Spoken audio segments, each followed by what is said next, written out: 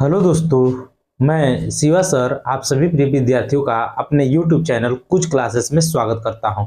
जैसा कि एनटीपीसी का ये 16वां क्लास है, ठीक है। तो चलिए आइए हम लोग एक एक क्वेश्चन को देखते हैं जो कि रेलवे की आगामी परीक्षाओं के लिए अति महत्वपूर्ण प्रश्न ये साइंस के हैं, ठीक है। तो साइंस के ये महत्वपूर्ण प्रश्न जो हैं हमारे एग्जाम को क्वालिफाई कराने में हमारी मदद करेंगे। तो आइए देखते हैं आज का पहला प्रश्न क्या है, ठीक है। तो देखते हैं आज का पहला प्रश्न। ये आज का जो पहला प्रश्न है ये क्या है, कह रहा है कि में स्पेस दिया है, में प्रचुर मात्रा में सफेद फाइबर पाए जाते हैं। तो सफेद जो फाइबर होते हैं वो सिराओं में पाए जाते हैं। कहाँ पाए जाते हैं? सिराओं में पाए जाते हैं। बस समझ में आया? तो सिराओं में पाए जाते हैं। यहाँ पे क्या फील किया जाएगा हम लोग? तो करेंगे यहाँ पे सिरा, ठीक है। तो इस प्रश्न का जो उत्तर हो जाएगा, सफेद फाइबर कहाँ प्राप्त होते हैं? तो सिराओं में। कहाँ प्राप्त होते हैं? सिराओं में। सफेद फाइबर जो होते हैं वो कहाँ प्राप्त होते हैं? सिराओं में प्राप्त होते हैं, ठीक है।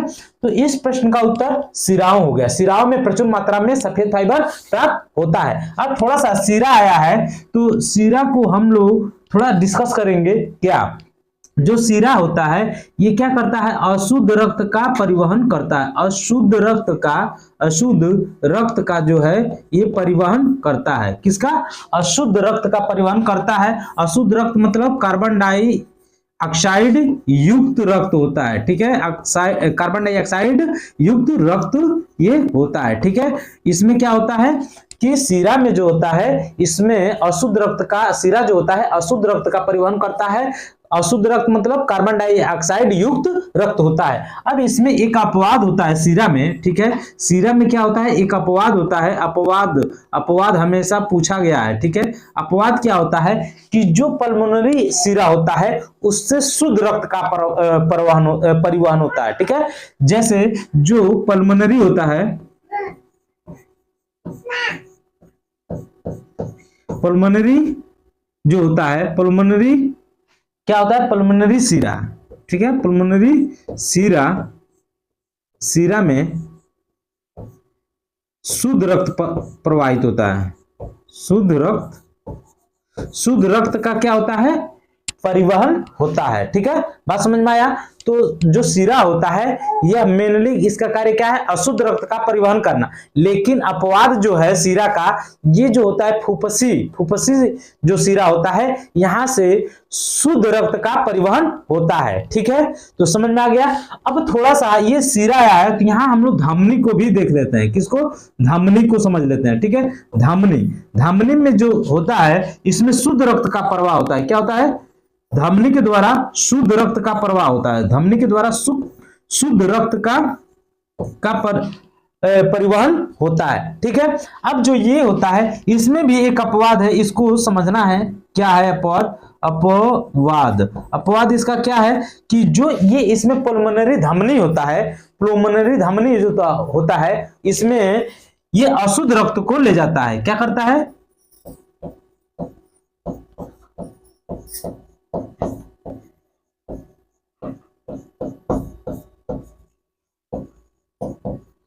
अशुद्ध रक्त को ले जाता है, ठीक है।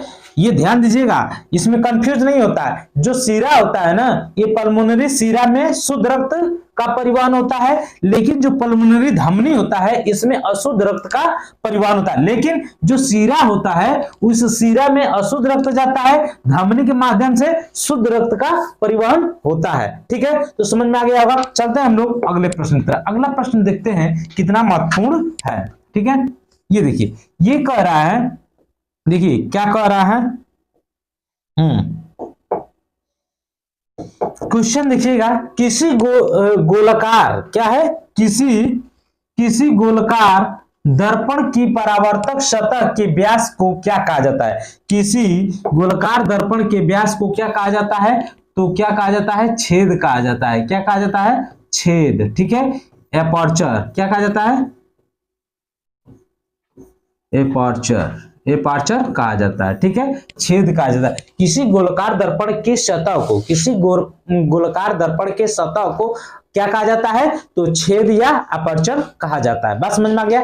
अब थोड़ा सा यहाँ पे हम लोग डिस्कस करेंगे ध्रुव। ध्रुव क्या होता है, ठीक है, ध्रुव या पोल, ठीक है, ध्रुव या पोल को समझेंगे। ध्रुव या पोल क्या होता है, ये होता है आपका दर्पण का मध्य बिंदु। क्या होता है, दर्पण का मध्य बिंदु क्या कहलाता है, ध्रुव या पोल कहलाता है। दर्पण का मध्य बिंदु ध्रुव कहलाता है। दर्पण का मध्य बिंदु क्या कहलाता है, ध्रुव या पोल कहलाता है। दर्पण का मध्य बिंदु दर्पण का मध्य बिंदु क्या कहलाता है, ध्रुव या पोल कहलाता है। बात समझ में आ गया। दर्पण का मध्य बिंदु ध्रुव या पोल कहलाता है। अब थोड़ा सा समझते हैं क्या दर्पण का फोकस। दर्पण का फोकस क्या होता है, ठीक है, दर्पण का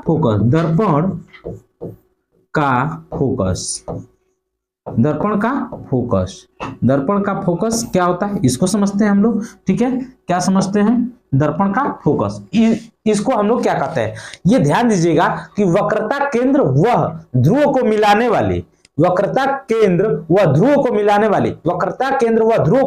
वाली मिलाने वाली सरल रेखा के मध्य क्या होता है, मिलाने वाली रेखा के मध्य बिंदु को दर्पण का फोकस कहते हैं। बात समझ में आया। दर्पण का फोकस किसे कहते हैं, हम लोग वक्रता केंद्र व ध्रुव को मिलाने वाली, ध्यान दीजिएगा, वक्रता केंद्र व ध्रुव को मिलाने वाली सरल रेखा के मध्य बिंदु को क्या कहते हैं, दर्पण, फोकस का दर्पण कहते हैं। समझ में आ गया। तो चलते हैं हम लोग अगले प्रश्न के तरफ, ठीक है। अगला प्रश्न देखते हैं क्या है। ये देखिए बेहतरीन क्वेश्चन है। ये क्या कह रहा है, खाने का नमक किससे बना होता है। तो खाने का नमक जो होता है ये किससे बना होता है, ठीक है, तो ये बना होता है मजबूत अम्ल। किससे बना होता है, मजबूत अम्ल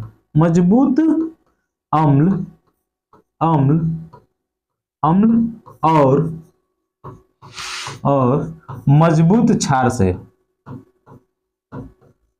मजबूत क्षार, ठीक है, मजबूत क्षार से बना होता है।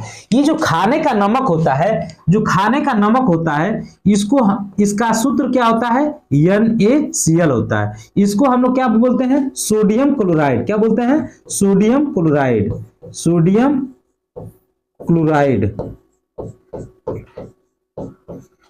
क्लोराइड, ठीक है। जो ये सोडियम क्लोराइड होता है ये क्या होता है, खाने का नमक होता है। ये इसका क्या होता है, सूत्र होता है। बात समझ में आ गया। तो ये बना होता है किससे, मजबूत अम्ल और मजबूत क्षार से बना होता है, ठीक है। अब हम लोग चलते हैं अगले प्रश्न के तरफ। अगला प्रश्न देखते हैं कितना महत्वपूर्ण है, ठीक है।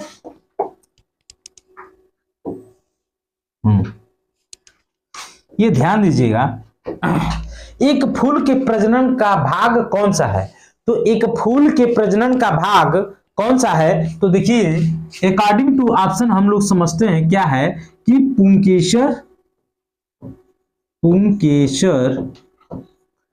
पुंकेसर और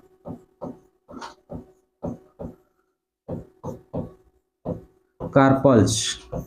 पुंकेसर और कार्पल्स क्या होता है, यह प्रजनन का भाग होता है। पुष्प के प्रजनन का भाग कौन सा है, पुंकेसर और कार्पल्स। अब थोड़ा सा यहाँ पे हम लोग समझेंगे एक लिंगी और द्विलिंगी, ठीक है। उससे पहले हम लोग पुष्प के बारे में समझते हैं कि जो पुष्प में प्रजनन का आवश्यक अंग क्या होता है उसको समझते हैं। तो जो पुष्प होता है, पुष्प का आवश्यक प्रजनन अंग, कौन सा अंग, प्रजनन अंग कौन सा है, तो ये है पुंकेसर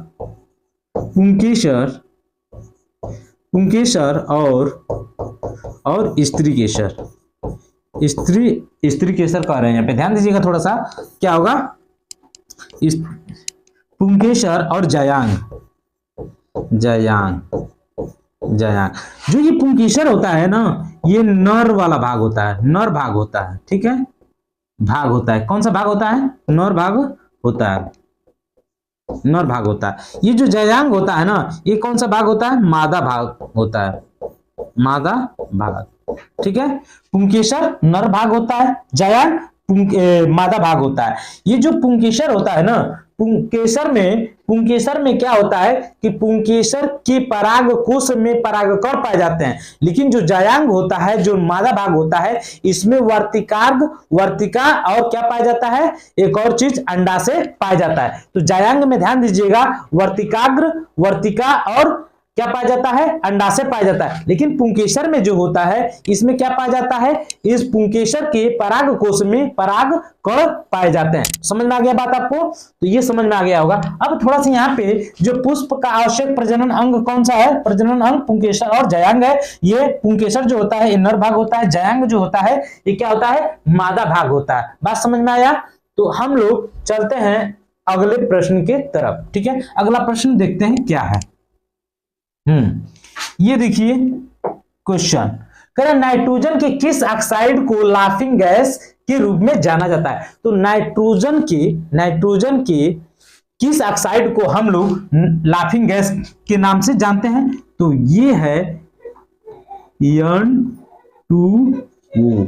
N2O को हम लोग क्या जानते हैं, लाफिंग गैस के नाम से जानते हैं। किसके नाम से जानते हैं, लाफिंग गैस के नाम से जानते हैं। किसको, N2O को। बात समझ में आ गया, N2O को लाफिंग गैस के नाम से जानते हैं। ठीक है, इसको हम लोग क्या बोलते हैं, नाइट्रस ऑक्साइड बोलते हैं। क्या बोलते हैं, नाइट्रस ऑक्साइड। इसका प्रयोग निषेचक के रूप में भी किया जाता है। इसको बोलते हैं हम लोग क्या बोलते हैं, नाइट्रस ऑक्साइड। नाइट्रस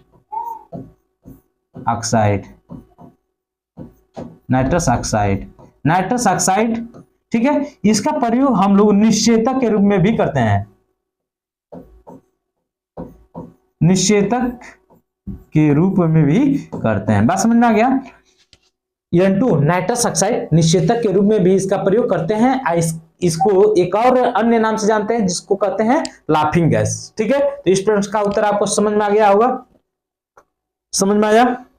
अब थोड़ा सा हम लोग डिस्कस करेंगे अगले प्रश्न को। अगला प्रश्न क्या है,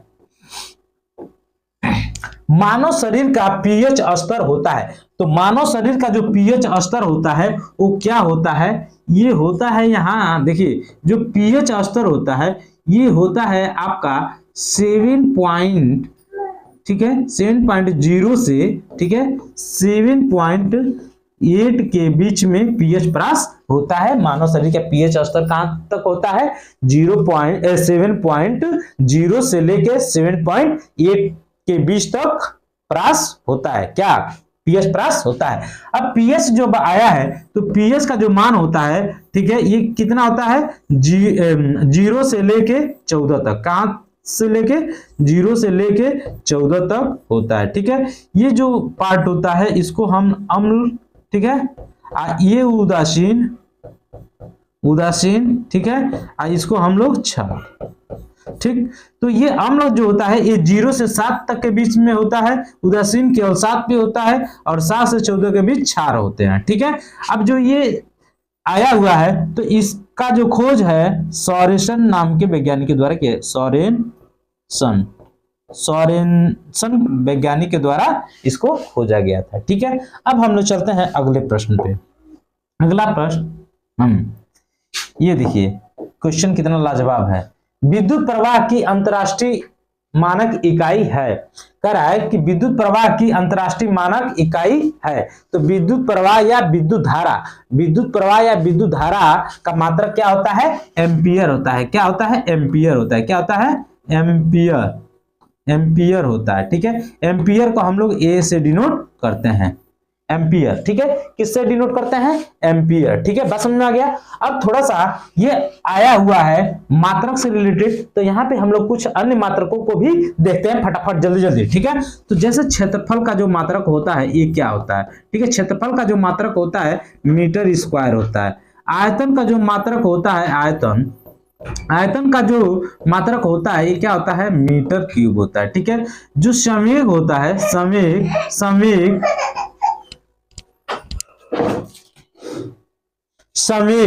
संवेग जो होता है इसका मात्रक क्या होता है, केजी मीटर प्रति सेकेंड। ठीक है, ये जो होता है बल का जो मात्रक होता है ये क्या होता है, केजी मीटर प्रति सेकेंड स्क्वायर। ठीक है, अब यहाँ जो घनत्व होता है, घनत्व, ये बहुत इंपॉर्टेंट एसआई मात्रक है। ठीक है, इसको हम लोग पढ़ते चलते हैं, रिवाइज करते चलते हैं, इसलिए कि एग्जाम में आए हुए प्रश्न है। ठीक है, घनत्व जो होता है इसका मात्रक क्या होता है, केजी प्रति मीटर क्यूब। ठीक है, अब यहाँ पे देखते हैं हम लोग चाल का मात्रक क्या होगा, चाल का। ठीक है, चाल का जो मात्रक होगा मीटर प्रति सेकेंड। जो वेग होगा इसका मात्रक क्या होगा, मीटर प्रति सेकेंड। जो त्वरण होगा, त्वरण का जो मात्रक होगा ये क्या होगा, मीटर प्रति सेकेंड स्क्वायर, मीटर प्रति सेकेंड स्क्वायर। ठीक है, अब थोड़ा सा यहाँ डिस्कस कर लेते हैं हम लोग, और क्या होगा कि विद्युत आवेश, क्या होगा, विद्युत आवेश, विद्युत आवेश, विद्युत आवेश का जो मात्रक होगा वो क्या होगा, कूलम्ब होगा। क्या होगा, कूलम्ब। ठीक है, जो विद्युत धारा होता है, विद्युत धारा, विद्युत धारा, ठीक है, या विद्युत प्रवाह, विद्युत प्रवाह, विद्युत प्रवाह, विद्युत धारा या विद्युत प्रवाह का मात्रक क्या होगा, एम्पियर, एम्पियर। बात समझ में आया, विद्युत धारा या, ये जो कि प्रश्न में दिया हुआ था। आगे हम लोग चलते हैं, विद्युत धारिता, क्या होगा, विद्युत धारिता, विद्युत धारिता, विद्युत धारिता का जो मात्रक है ये क्या है, फैराडे, फैराडे। समझते चलिएगा, विद्युत फैराडे। ठीक है, विद्युत धारिता का मात्रक क्या हो जाएगा, फैराडे। ठीक है, समझ में आया, समझ में आ गया। अब हम लोग देखते हैं अगले मात्रक को, तो ये विद्युत धारिता फैराडे। ठीक है, अब यहाँ पे आ जाएगा विद्युत ऊर्जा, विद्युत ऊर्जा, विद्युत ऊर्जा का मात्रक क्या हो जाएगा, जूल। क्या हो जाएगा, विद्युत ऊर्जा का मात्रक जूल। ठीक है, इसके बाद से विद्युत, विद्युत विद्युत क्षेत्र तीव्रता, क्या हो जाएगा, विद्युत क्षेत्र तीव्रता, विद्युत क्षेत्र तीव्रता, विद्युत क्षेत्र तीव्रता। तो इसका मात्रक क्या हो जाएगा, न्यूटन प्रति कूलम्ब, न्यूटन प्रति कूलम्ब। बात समझ में आ गया।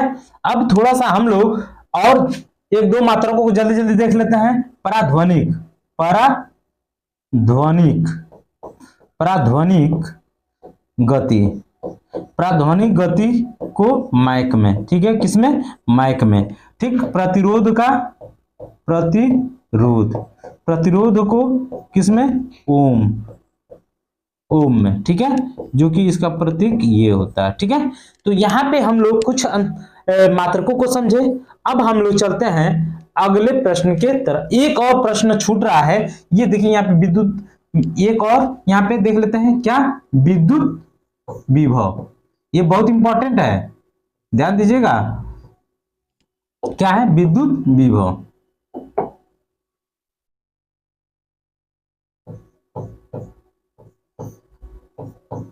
विद्युत विभव, इसका मात्रक क्या हो जाएगा, वोल्ट। ठीक है, विद्युत विभव का मात्रक क्या हो जाएगा, वोल्ट। ठीक है, ये छूट रहा था, जबकि ये कई बार पूछा हुआ प्रश्न, विद्युत विभव वाला। ठीक है, विद्युत विभव क्या होता है, वोल्ट। इसका मात्रक क्या होता है, वोल्ट। चलते हैं अगले प्रश्न की तरफ। अगला प्रश्न देखते हैं क्या है। ये देखिए, ये प्रश्न जो दिया है कितना इंपॉर्टेंट है। कह रहा है न्यूलैंड के आवर्ती वर्गीकरण में 10वां तत्व निम्नलिखित में से किसके जैसा दिखता है। 10वां तत्व, तो देखिए यहाँ पे जो ये न्यूलैंड का जो नियम दिए थे इन्होंने, तो ये क्या था, तो ये था सा रे गा मा पा दे नी।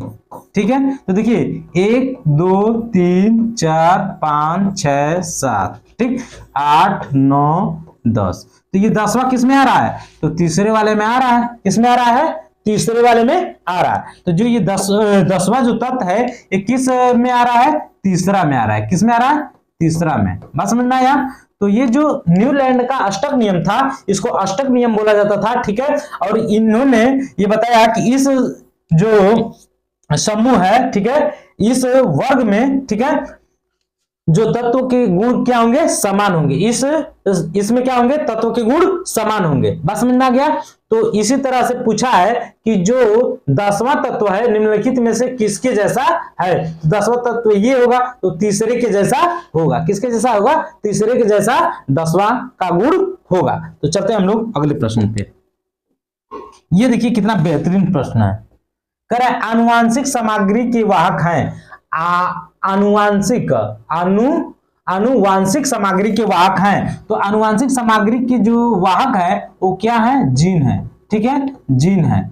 जीन जो है आनुवांशिक सामग्री के वाहक है। जो आनुवांशिक सामग्री है उसके मतलब वाहक कौन है, जीन है। अब थोड़ा सा इसमें हम लोग एक दो पॉइंट जीन के बारे में पढ़ते हैं कि ये जीन होता क्या है। तो ये होता है पैतृक गुणों को आगे बढ़ाता है। ये पैतृक गुणों को क्या करता है, आगे बढ़ाता है। पैतृक, ठीक है, पैतृक गुणों को क्या करता है, गुणों को आगे बढ़ाता है। आगे बढ़ाता है। बस समझ में आ गया। तो ये जो जीन होता है ना, ये पैतृक गुणों को आगे बढ़ाता है। इसकी जो जीन की खोज है ना, ये विल्हेम्स, ठीक है, विल्हेम्स जोहानसन ने किया था। जोहानसन ने कब किया था, 1909 में। ठीक है, ठीक है। ये जो विल्हेम्स जोहानसन थे, इन्होंने 1909 में जीन के बारे में बताया था। ठीक है। अब इनके द्वारा एक और बात कही गई थी, जीनोटाइप और फेनोटाइप। जीनोटाइप और फेनोटाइप के बारे में भी इन शब्दों के, जीनोटाइप और फेनोटाइप शब्दों के बारे में भी जोहानसन ने बताया था। ठीक है। तो ये हम लोग का था आज का अंतिम और आखिरी प्रश्न, जो कि बहुत महत्वपूर्ण था। ठीक है। और हम लोग मिलते हैं जल्द ही अगले क्लास में। ठीक है, तब तक के लिए थैंक यू।